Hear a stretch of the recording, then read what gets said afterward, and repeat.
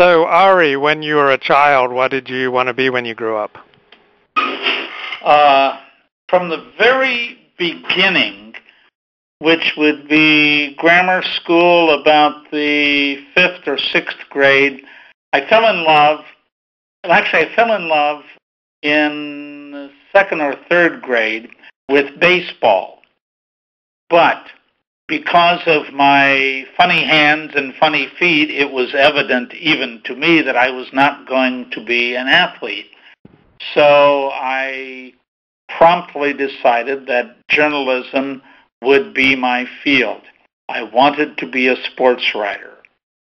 And I had a hero who lived not far from me.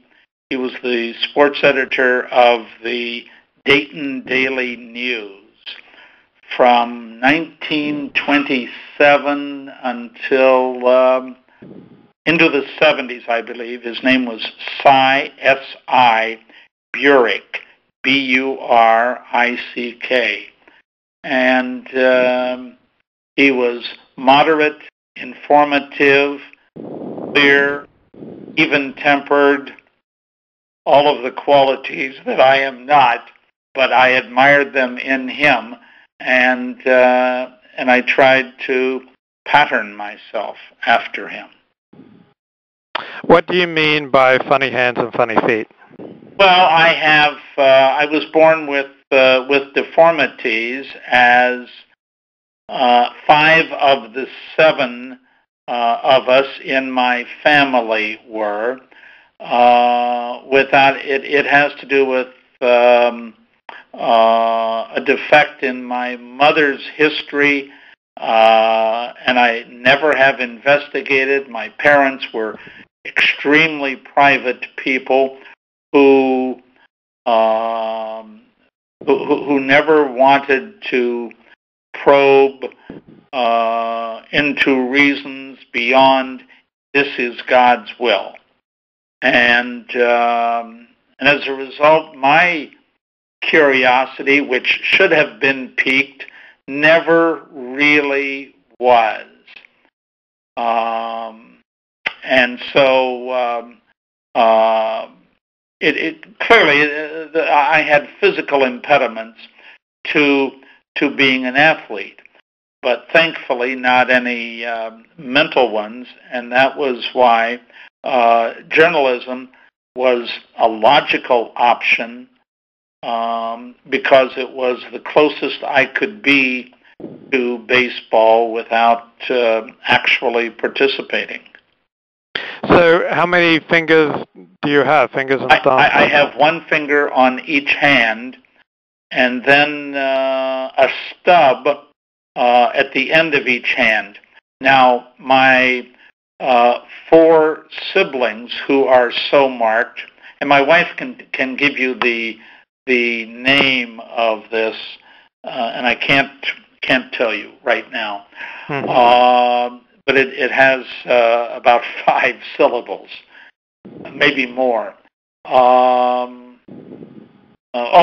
started to say that that all 5 of us who are so marked have varying configurations on a theme, with more or fewer capabilities.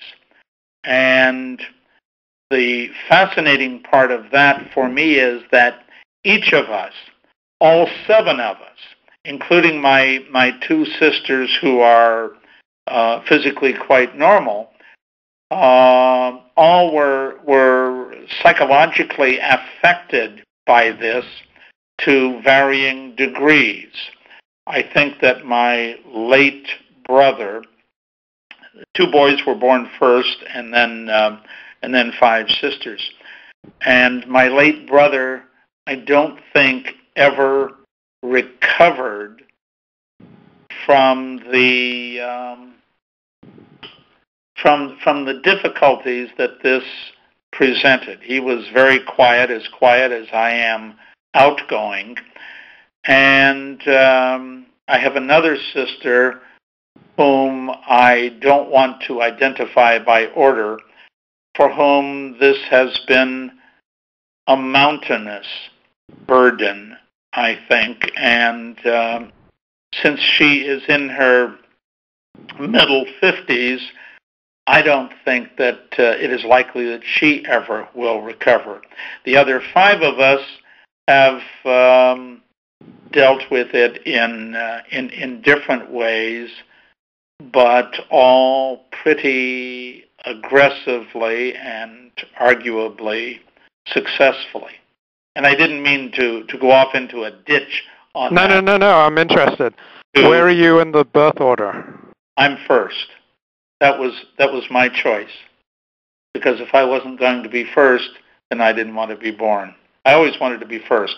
I wanted to sit in the front row in school. I wanted to be the first one called on. I was always first to daven when I was growing up. And I am first today at my synagogue. For a number of years, during the week in Venice, I opened the door on weekdays as well as Shabbos. Today, for interviews, if it's a group interview, you can bet I will be the first or second person there. Punctuality is a very important value to me. Never showing up too early, because that's as unforgivable, I believe, as showing up very tardily. Yes. How did you deal with your difficulty? Actually, my parents took the lead there, and a number of people have criticized them for the way they did it. We grew up in a small town in the Middle West, and we always were shielded, which is to say we were told how normal and natural we were. And shoot, I was in high school. This is really unbelievable. Even at my advanced age, I have great patches of naivete, and I certainly did as a teenager. When I would, as a sophomore and a junior in high school, when I would ask girls out, and they would say they needed to stay home, and this was a very common answer. They needed to stay home and wash their hair because an aunt was visiting in a couple of weeks. I swallowed it.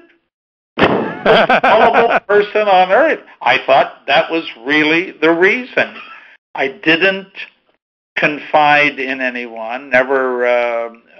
If Mom would ask if I were going out, I would just say no. That she was busy, and so I was going by myself. It never occurred to me that my hands or feet would be the reason. I was bullied in high school, even though I was the tallest kid in my class. And maybe that should have turned on a light for me, but it didn't. Not until I was in college and had a blind date. And my counselor said, don't you think you should tell her about your hands? And see, I'm the wrong person to interview because I go off on No, this is great. This is great. And so I said, yeah, sure. This was the first month or so of school. So I hadn't been away from my hayseed hometown for very long. And so I called and very awkwardly and blushingly tried to explain my hands. And she said, oh, that's no problem.